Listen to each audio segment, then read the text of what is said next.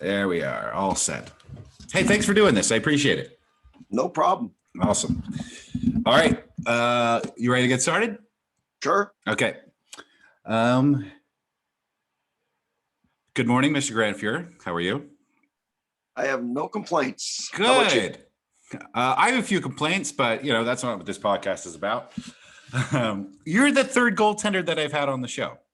Previously, I had Bernie Perrant, who is weird, wonderful, as I'm sure you know. A great story how he became goalie.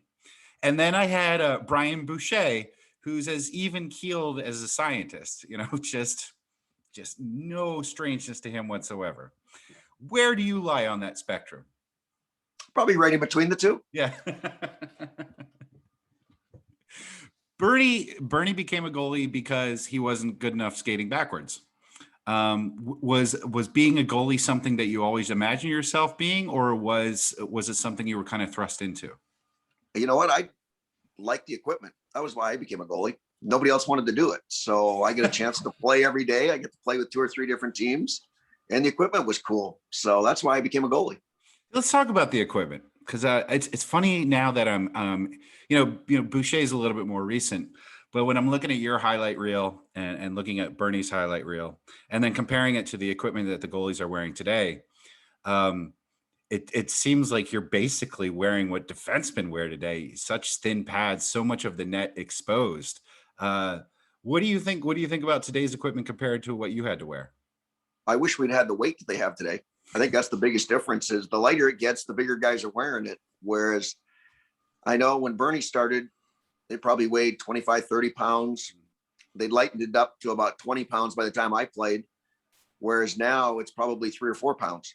So that's the biggest difference in the equipment right now. Let's talk about your career. It's staggering. You got 5 Stanley Cups. That seems unfair. Did you ever feel selfish? Not one bit. And I recently had Glenn Sather on, and just talking about how that team was built.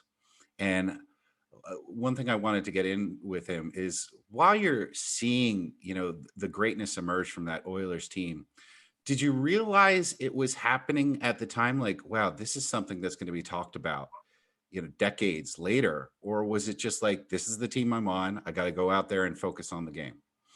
No, we were just having fun. I mean, I think that was the biggest thing, is we had no idea how good we were going to be, how good we were. We just enjoyed being at the rink every day, and we enjoyed playing, and we enjoyed winning. So, I mean, we had fun every day. And I think that was the biggest thing, is we didn't really worry about our place in history or our place in the game. We just enjoyed being with each other. Was that true even after like the third cup? Because you start to go from this team, this new team coming from the WHA to the NHL, to suddenly, like, you're dominant. You're almost expected to win. And I'm always curious to know how you maintain, 1, your egos, and then 2, that level of intensity that it requires to get that many cups. I think the biggest thing is we enjoyed it. I mean, we wanted to be better every day, every year. You wanted the team to get better and better. And for us to do that, we just kept playing hard and enjoying every day of it. I mean, Glenn made it fun for us. Mm-hmm. We had fun in practice. We had fun in games. I mean, yeah, we played a little different style where we're just as happy winning 9-7 as we are 2-1. So I think that made it fun for our guys. That was when I watch your, some of the saves that you had to make when a team scores over 400 goals. Clearly, they're spending a lot of time in the offensive zone, and you had certainly. It seemed like everybody was worried about getting the puck in the other net, and then it was just you and Kevin Lowe worried about keeping it out of your own. How difficult was it to play for such an offensive juggernaut of a team? You know what? It was a lot of fun. That's the biggest thing. Is in junior, I played in Victoria. We played kind of a wide open system. So going to Edmonton, we were an offensive team, and we were built for speed. We were built for transition, and we were built to score. And defense was kind of a secondary thought. And I knew that going in. Mm-hmm. So you realize your numbers aren't going to be pretty, but at the end of the day, it's still all about winning. But you still managed to grab yourself a Vezina. Yeah, I mean, I get to play a few games that year and have some fun with it. But no, the biggest thing at the end of the day, is winning, and nobody cares if it's 9-8 or 2-1. Nobody ever really worries about that. As long as you see a W beside it, that's all anybody worries about. Including yourself? Including me. I'm not a numbers guy. No? At a young age, I was brought up that, hey, if you're going to play, you might as well win.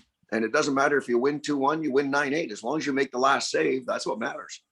And you came from, like just about every hockey player, from somewhat humble beginnings, and then you're thrust into this amazing, international stage. How was that, going from Grant Fuhr, that a few people know, major hockey fans, to, when you're talking about goalies of the 80s, pretty much a household name? You know what? I enjoyed playing. That was the biggest thing. I mean, I was lucky enough when I turned pro, I moved back home. I mean, a lot of guys don't get to do that. I get to be around my friends, my family. So the transition wasn't as big to start. So I think I got off to a little bit easier start than a lot of guys do, where they have to move to a different city to turn pro. I was right into a comfort zone right out of the gate. And I think that made a big difference in the beginning. And your kids, that's the thing that Glenn kept mentioning, like your kids that are growing up together. And, on the ice, you have this sole purpose, like you mentioned here, to win. But then off the ice, all of a sudden, there's this new world. Whether you're home or not, you're also on the road quite a bit. And there's temptations. We got to see all of it. Yeah. So talk about some of the times that it was tough. I think of myself as 22, and I was 22 and had no money. You were 22 and had some money, and certainly a lot of fame. There's some temptations, obviously, you managed to stave off, and then others that you succumb to. Who was instrumental in making sure in the end you had your head on straight? Family. I think family's the biggest thing. But yeah, I'm a child of the 80s, so I got to see it all, which was in every aspect, which probably isn't the right way of doing it. But at the same time, I was a bad student in class, but a good student of life. So there's lessons you learn. Some of them are a little harder than others, which I covered both ends of the spectrum. But at the same time, I had teammates that are just like family. I had family that was close by, and I had friends that I've grown up with that I still have to today. So, I mean, that's the biggest thing you have to have around you. So there's a couple of players that I've talked to, Dave Schultz and Reggie Leach, and Bernie, who had addiction issues starting towards the end of their career, and then certainly after they left the game. And it seemed like a lot of yours bubbled up while you were playing. Part of it was just having fun. Yeah. I mean, I think that was the problem, is you're winning. You have access to a lot of things. Yeah. And being 19, 20, 21 years old, you're going to try some things. Yeah. And unfortunately, that's just the way the 80s were. Yeah. And I got caught up in it a little bit, where I tried some things, enjoyed life a little bit, probably a little too much, but at the same time, learned some good life lessons. Well, how comfortable are you talking about it? Because I think it's important. I found it, especially the way that Dave was able to talk about it. It's inspiring to hear others that may still be in the throes of it, and being able to come out the other side when they're able to look up to people like you who have. I have no issues with it. I mean, as it sits right now, I sit on the board of directors for the Betty Ford Center in Canada. So, I mean, yeah, people make mistakes. That's part of life. It's what you do with the mistake. Yeah. You were into cocaine. We're gonna get back to your time on the ice. Not all you snorting ice, Grant. I promise. But I think it's because I've had addiction issues in my past, and certainly someone like you coming through the other side has been something that helped me. Cocaine. You mentioned you were a child of the 80s, and that certainly was the dominant drug of the 80s. Do you remember how you were introduced to it? I was first introduced to it at a party. Yeah. And not knowing any better, thought, well, it can't hurt to try it. So it just became a recreational thing that when you had time off, you enjoyed it. Yeah. And yeah, it was a great feeling, but at the same time, you don't realize the consequences that go with it. And I think that was the biggest thing is, yeah, we're playing, we're winning. You don't see the consequences that'll come down the road. And that's the part that I missed, where I didn't look at the punishment side of it at the end. I didn't look at what it was going to do to me. I just looked at the moment where, okay, everybody's doing it. Everybody's having fun. that's all I thought about at that time. I didn't look at what was down the road for it. And when you initially were, using, was it something that you hid from other people, like your teammates? Who else was pretty aware that you were doing cocaine? Oh, I had some friends there was friends that were aware. There's people that I hung out with at the time that were aware. I mean, if it was at a party and everybody was doing it, then I wasn't any different than anybody else. The only difference was I was a professional athlete. And let's talk about the consequences. Because when you're in the throes of anything, it is the moment. Cocaine is a drug that's all about the moment. When did it start to? Because clearly you were still performing at a high level. What were some of the consequences that you were starting to suffer from? You know what? It wasn't so much the consequences that I was starting to suffer from. It's where it could have gone. And I think that was the biggest thing, is as you listen to people, as you kind of grow as a person, you realize that there's a bigger consequence down the road. So I went and sought help for it before it ever got to be a real problem, just because it was that time where you had to make a change in life. And it was a life lesson that I knew I had to grow from. I didn't realize that I was going to pay a price for it after I'd gone and got help. And that was hard for me. That was hard. What price do you mean? The year I got suspended. Yeah. That was almost 2 years after I'd gotten help. So for me, that was a tough pill to swallow, but at the same time, it was something I deserved. So it's just, that's the price that I never saw coming. How's that? Right. Do you think that's the appropriate response from the league? No, I think they got better where they're trying to help the players now. I think the greatest thing that came out of it is the league got a drug policy afterwards. Up until that point, there was no policy. It was kind of on a whim. So I think the best thing that came out of it is the league got a policy out of it. The players now can actually get help, which I think is something that the league should have done a long time ago. And with that year, was it like, okay, I deserve this, I'm accepting my punishment, and there's no way I'm going back to it? Or was that year even more difficult than the previous two to no longer use? That was probably the hardest year. I mean, you've just had everything that you live for pulled out from underneath you. So I think, if anything, it helped turn things around because it was the hardest year, where you go to the gym twice a day, I could hang out with friends. And if I'd have been in a different city where you're alone, it could have ended a lot differently and probably a lot worse. Did you have to shed some friends? I had to change some acquaintances. Yeah. I mean, my solid core of friends have been there since I was in grade 3 or grade 4. So the good news is I didn't have to shed any of them. But there were some acquaintances I shed. You change your habits a little bit. You change your lifestyle a little bit. So there were some adjustments and some growing up to do. Who was the hardest person to come clean to? Let's see. My father had already passed, so probably my mom. Yeah. That Glenn, there's no fun talking to Glenn. Yeah. But that's the way our team was. If you were in shit, you had to go see Glenn, and having to go see Glenn was never a lot of fun. He's like having a second father. He's like having a second godfather. And by godfather, I mean Don Corleone.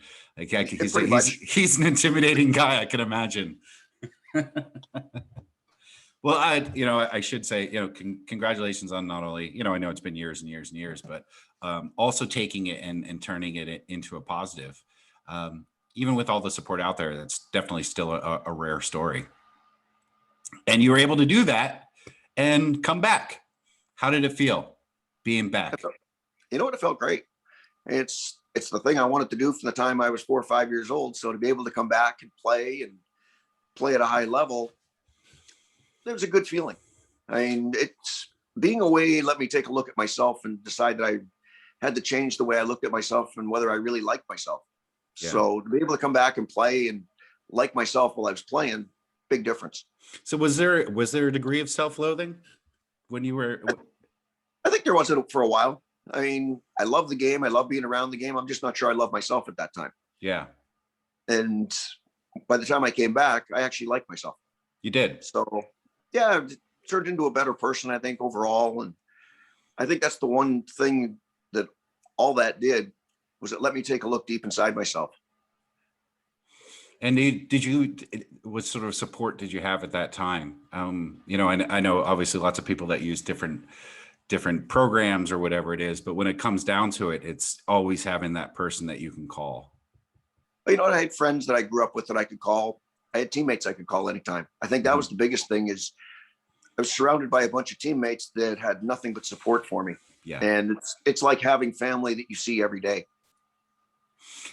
Were some people just mystified by, you hear things, about people you think just have these incredible lives, and then, they come to you and they're suffering, in previous years, the most extreme cases being someone like Robin Williams. You think, how could you not enjoy it? And then it turns out they're suffering. Was it tough to get some people to understand, like, here I am, Grant Fuhr, on top of the goaltending world, but I also am having problems myself?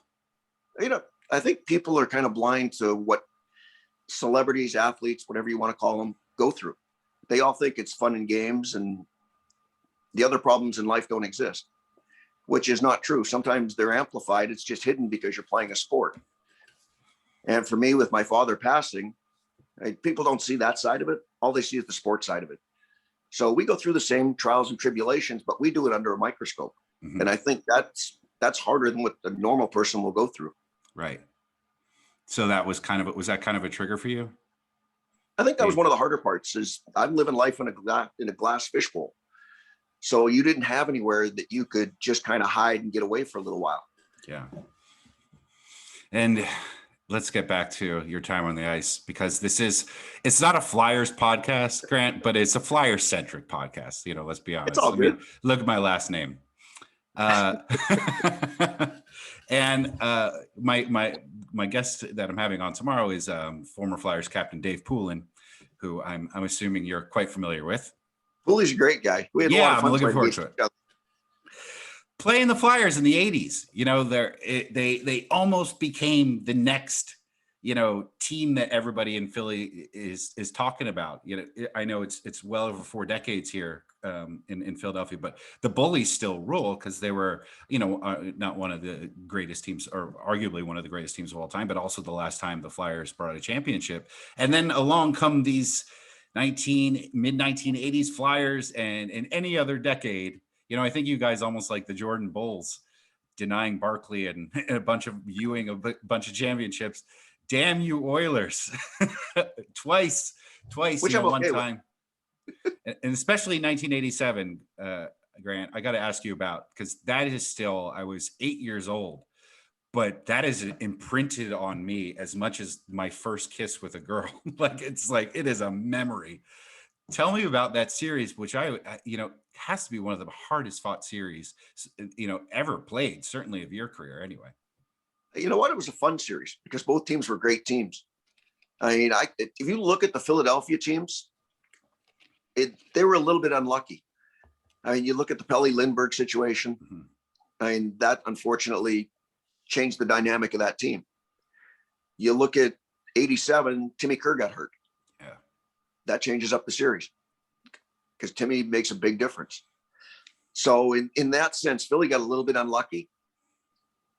Whereas we stayed pretty healthy. And I think that was probably the biggest difference, is we were healthy both times and Philly wasn't. Yeah. That's so nice of you to say. That it was just, they were just unlucky. Because seasons are long, and part of winning a championship is staying healthy. And for Philly, that ran into 2 unfortunate circumstances, which probably tilted the scales in our favor a little bit. Mm-hmm. One of the things that was interesting to talking to Brian Boucher is we discussed the current Flyers goaltender this year. He went down with an injury a couple of weeks ago, but Carter Hart, really young kid, 22 years old, had a rough year. And just to get into the psyche of a goalie at all times, but especially when they're struggling, when you were standing there, watching your team out in front of you, what's in your mind? What's in your mind while, you're watching the play develop? Are you strictly on instinct, or are there 1,000 thoughts going through your head? For me, hopefully I'm just on instinct. I mean, I think if you start thinking, then all of a sudden you're behind. And I have a pretty good idea what Carter's going through. My first year, everything sailed through, no issues whatsoever. I struggled my second year. And the second year is probably the hardest year of your career because now everybody knows you. They all look at film. So now you've got to adjust again. You've got to adjust mentally. You've got to adjust little things in your game. And he's going through that second year where that second year is hard. And sometimes you lose your confidence over the course of that second year. And he went through a little bit of that this year. That's the confidence thing is another thing Boucher talked about, because you can't hustle your way to a better game as a goalie. You can't just, work harder. You're either making the saves or you aren't. And it's that split second in terms of how quickly you make your decision on whether it's a goal or not. When you were struggling, how would it impact your play as the play was developing in front of you? You know what it is? You start to think. And as a goalie, that's the worst thing in the world you can do is think. Yeah. Because now you're a half a second behind. You've got to react. That's playing goals, read, react. Where if you read, think, react, it's bypassed you. And all of a sudden you look bad. So, and guess what? Every time you make a mistake, there's a little red light that happens to point it out. Mm-hmm. So when you're struggling, you hear the fans loud and clear. That's the one thing people don't realize is you can actually hear the people very well when you're struggling. When you're playing well, you don't hear them. Right? It's just white noise. So you don't hear them at all. But when you're struggling, you can hear things. Yeah. So a lot of confidence is just believing in yourself and just letting it happen. Right? The harder you work, sometimes you work too hard where you'll overwork. So you've got to find a nice balance and just trust yourself. And that's the hardest thing to do. And that's where a good goalie coach comes in, where you can take the media pressure away from the player. You can take pressure from the fans away from the player and just let them play. And what kind of bounce back do you need to restore confidence? Is it one save? Is it a solid period? Is it stringing a few games together? Usually it can happen with one save. It'll turn things. Sometimes it's one game. I mean, you're going to find little pieces along the way, and then all of a sudden it just clicks. Mm-hmm. And you feel good about everything again, and you stop thinking. You just react. So and part of that is, as a coach, you can help them with that because you eliminate all the outside noise. And how do they help you do that? I didn't have a goalie coach to start with, so I had to learn that one on my own. Okay. But Glenn was good with that. I had Ronnie Lowe as a partner. He was really good to bounce things off of. And Andy and I, we were battling for the net, but at the same time, we tried to help each other. Mm-hmm. So, I had to do it with my partner. We didn't have goalie coaches at that time. So a lot of it was self-learned, the good, the bad, the ugly. But at the same time, it was a good learning experience because you learned to just let things go. A couple of episodes ago, as I mentioned, I had Reggie Leach on, who he wasn't the first player to come from the First Nation, but was the first player really to come from the First Nation who was a scorer, who wasn't just on there to be an enforcer. And of course, your career is historic as well. You were the first Black player to be inducted into the Hockey Hall of Fame. So everybody wants to make these kind of, Jackie Robinson type comparisons, but Jackie was very, very well aware of, the historic nature of his career. While you were in the midst of it, did you realize it, or were you just Grant Fuhr, starting goalie for the Edmonton Oilers? I never worried about it when I was playing. All you're trying to do is be a piece of the puzzle and a piece of the fence that doesn't cause everything to fall apart. And as a goalie, you get to make a difference every day. So that was enough to worry about right there. Mm-hmm. I didn't worry about anything else. You just want to be the guy that makes that one save that changes everything, because that gave you enough to think about on its own. Has that attitude changed as you see more Black players and joining the league? I think I've looked at it more after I was finished. Yeah. I mean, I think you look at what Willie accomplished. You look at guys like Tony McKegney, Mike Marson, Bill Riley, all those guys that went through the league before me probably had a lot harder time than I did. One, I wore a mask. Mm-hmm. Two, I played on one of the greatest teams there was. Right. So as the goalie of that, where we're scoring 400 goals, you kind of shift into the background. Mm-hmm. So I was kind of lucky in that sense. Post-career, you mentioned you're involved with the Betty Ford Clinic. How difficult was the transition to go from, the adulation, the fans, the winning, to private citizen Grant Fuhr? I was lucky. The body was done. Yeah. I think that was the biggest thing. When I hurt my knee in 97-ish, give or take, if I remember right, by the time I finished in 2000, the body was done. The mind could still go and wanted to still go, but the body couldn't do it. And that made the transition a lot easier. And I was lucky enough that Calgary shuffled me right into a coaching job right out of the gate. So I didn't end up having to miss the rink. I mean, I took maybe 6 months off, where you take the 6 months off anyway. Mm-hmm. But I was still around the guys. I was still around the rink. So it allowed me a nice slow transition where hockey was still in my blood. So I was lucky that way. Coaching. Love it? Yeah, I did. I actually really enjoyed it. It's a different side because you can't control anything once the game starts. Mm-hmm. But I really enjoyed the preparation for it and watching the guys play. You still have a vested interest that way. There's just this common, and I don't know how much truth there is to it, but great players don't always make great coaches because, you saw Gretzky struggles because it's got to be so frustrating for them. Like, why don't you just do it like I did it? Did you ever see that with like a young goaltender? Like, oh gosh, I don't know if I can even fix this kid. I saw a ton of kids that had so much talent, but they thought the game differently. And when I played, I kind of prided myself on the mental side of the game. And you see a lot of kids that have a world of talent that neglect that side. So I think the biggest thing I noticed in coaching is the thinking part of it, where you were surprised that they didn't think that way. Mm-hmm. So that was the biggest thing I want to do. You got talent, all the talent in the world if you make it to the NHL. Sure. But it's how you think the game. And I think I took a bigger look at the mental side of it than the physical side of it. What do you mean by that? What sort of things would they not be thinking about? Well, sometimes when things go bad, they overthink, or they're worried about perception. And at the end of the day, nobody really cares about perception. It's just go stop the puck. Mm-hmm. And a lot of talking to kids and this and that is, well, this is expected. Well, you're not worried about expectations. Just go do what you're supposed to do. And a lot of the guys were more worried about that perception. They were worried about numbers instead of just playing. And the numbers for goaltenders now. So you won a Vezina, and the year you won the Vezina, you had a 3.43 goals against average. Not indicative of your performance, but just of the way the game was played. It was open. The pads were smaller, and everything like that. And goal scoring is just down.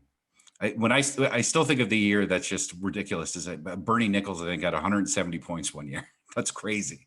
And now if you score right around 100, you're right in line for the scoring championship. There's fewer goals because, well, the guys are bigger and the pads are bigger. Is that good? I don't mind it as long as the game's exciting.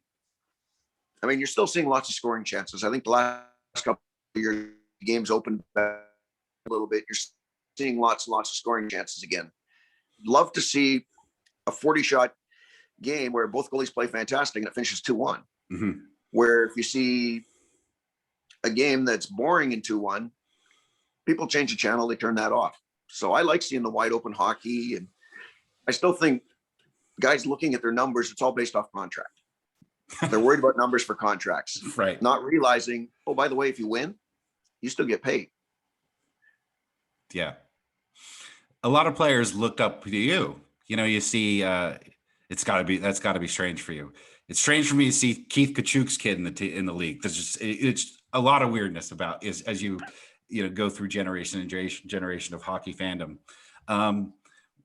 Players name you as Grant Fuhr as the goalie that inspired them to become a goalie. Was there, I know we talked about you liked it, but was there a player that really made you like it that you looked up to and kind of wanted to emulate?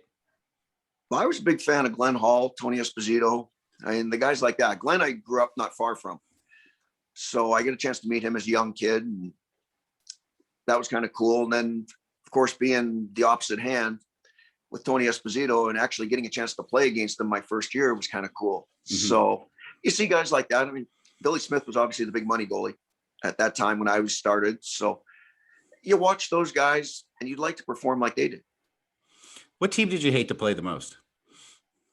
I didn't really hate playing against anybody. I enjoyed playing against teams. You just loved your time on the ice. It's great. Okay, let me phrase it differently. What team did you love to beat the most? Well, for me, it was easy. It was Calgary. I mean, growing up in Edmonton, the Oilers Flames rivalry was always big. So there was always a little more enjoyment if you happened to beat the Flames. Yeah. So you got, I talked to Glenn Sather a little bit about this. You got to see the building of, I would say probably, it's you and the Islanders. I think just the teams that for me are just unbelievably dominant. And then, things start to occur and there's a bit of a dismantling of the team. What was it like seeing that transition happen? You know what? It's different. How's that? I mean, when you Yeah. see Wayne get traded, then it's all going to come unglued at some point. So I think at that point, it was a realization that you're not going to play your whole life in Edmonton. You're moving somewhere else. There's going to be a different chapter. And it was just a matter of preparing for that. And who do you root for today? Oh, I'm still a diehard Oiler fan. Yeah. I mean, born and raised there, watching them in the WHA. I'm still a diehard. So obviously, I think that the NHL is really blessed at this moment with the young talent that it has, because it looked like for a while they were just like, please don't retire Ovechkin and Crosby. We very, very much need you. But we have, guys like Nathan McKinnon and obviously Connor McDavid. Connor McDavid, watching for you, must be like watching the teams that you played, behind in the 80s. Like he's unlike anything I've seen in over a decade. You know what? Phenomenal to watch. But I mean, you look at Connor, you look at Matthews in Toronto, you look at Kucherov in Tampa, right? There's so much good offensive talent in the league again that at some point there's going to be a transition back to offense. And you look a little bit at Toronto. Yeah, they're winning games 5-4, offensive hockey again, scoring lots of goals. You look at the Oilers, they're winning games again, scoring lots of goals. So you're starting to see that transition back to offense, and it's fun to watch. And what kind of fan are you? Are you a student of the game, or are you a yeller and a screamer? Now I'm still a student of the game. Yes. You learn. I mean, watching the game, you learn and you'd like to add knowledge. And eventually I want to get back into coaching again. So it's fun to watch the game and just kind of dissect it a little bit. And final question for you, Grant. And again, thank you so much for coming out. This is kind of becoming my final question for all the guests. When you close your eyes and crystallize one moment of your career, what's the image that comes to mind? Probably the first game I ever played, because I got to play it in front of family and friends. So kind of a dream come true. And do you remember how you performed? Okay, I still lost, but played okay. You were playing in the pros. But we were playing in the NHL, so that was all that mattered at that point. Well, Grant Fuhr, legendary, Oilers diehard. I'm going to call you a legendary Oilers goalie. Still a diehard Oilers fan. I'm glad that your team is performing at a higher level this year, because the world needs to see as much of them as possible. I think that they're absolutely thrilling to watch. It's good to see that they're going to actually make the playoffs this year, and hopefully they have a nice long run. I hope so, for your sake as well. Thank you so much for joining me this morning, and I really appreciate it. I know you're out there in California. I'm going to be there soon, and enjoy the sunshine. I will. Thanks, Zach. All right. So long, Grant. Take care. So long.